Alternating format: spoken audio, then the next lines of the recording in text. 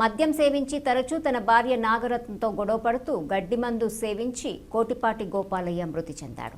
సిద్ధవటం మండలంలోని కడపాయపల్లె గ్రామం ఎస్సీ కాలనీలో నివాసం ఉన్నటువంటి కోటపాటి గోపాలయ్య అనే వ్యక్తి కడప నగరంలోని సర్వమంగళం బెంగాలీ స్వీట్స్ ఫ్యాక్టరీలో సేల్స్మెన్గా విధులు నిర్వహిస్తూ జీవనం కొనసాగించేవాడు. తరచూ మద్యం సేవిస్తూ రాత్రి వేళలో తన భార్య నాగరత్నతో గొడవలు పడుతూ ఉండేవాడు.